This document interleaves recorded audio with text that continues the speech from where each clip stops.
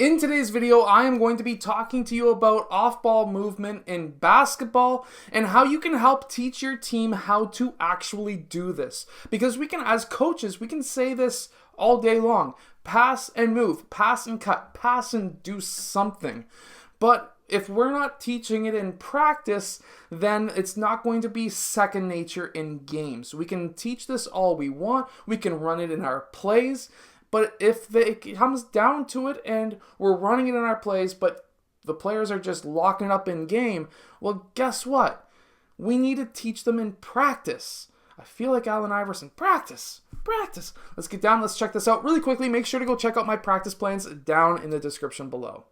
Okay, so we're going to have a coach at the point. This is the point. And from there, he's going to then pass that ball to the first person in this line. We're essentially going to have 4 lines. We're going to have 2 offensive lines, and we're going to have 2 defensive lines. And from there, once that coach makes that pass, the first person in this line is going to be sprinting out, and he's going to be obviously closing out. We want to see 3 stutter steps. We don't want to see any more than 3 stutter steps. From there, once player 3 starts closing out, this pass should already be made. However, player 4, as soon as he catches it, should be making that pass to player 1. At that point in time, player 2, red, needs to be closing out. Again, 3 stutter steps, no more. You can do less, but no more. You can do 2 or 3 stutter steps, that's it. And as soon as player 4 makes that pass, he needs to cut towards the basket quickly. Now, when this happens, player 4 could just do a simple cut. He can get in front of player 3. Player 1 can make that pass. And of course, player 4 can make that layup or that dunk. Very simple. However, we want to make this more difficult. We want to teach our players how to be able to move off ball. So it's not just about passing and cutting. We can have that pass quickly to player 4. Player 4 can make that pass. He can make a quick jab towards that right side, which will possibly stop player 3 in his tracks. And then he can cut back the opposite direction to try and lose player 3 easier. And then player 1 can make that pass to player 4 for that layup or that dunk. But we're not done yet. We can even make this even better. We could make this drill crazy. So of course here I've got quite a few players out.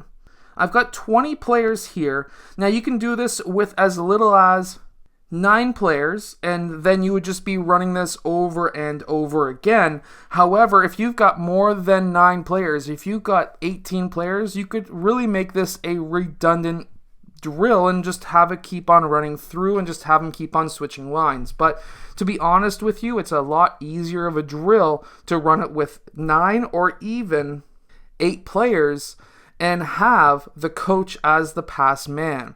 And what we can do here is have the coach pass out to this side. We would still have this player 1 red, sprinting out to guard player 4. Player 4 again would make that pass, which would then bring out player 4 red. Player 4 blue would then cut towards the basket. We would have that pass go in to player 4. Now, this is when it gets fun and interesting. We can have player 4 pass out to player 6, which would then be player 10 red. He would be closing out to player 6. While all of this is happening, this side needs to now have player 1 pop up towards the point. Coach can get out of the way. Player 1 moves up towards the point. And then player 6 passes to player 7. Player 8 now needs to obviously run inbounds to defend player 7. And player 4 sets that back screen on player 10 red. And player 6 can cut towards the basket using that screen. Player 7 can then pass to player 6 blue for that layup.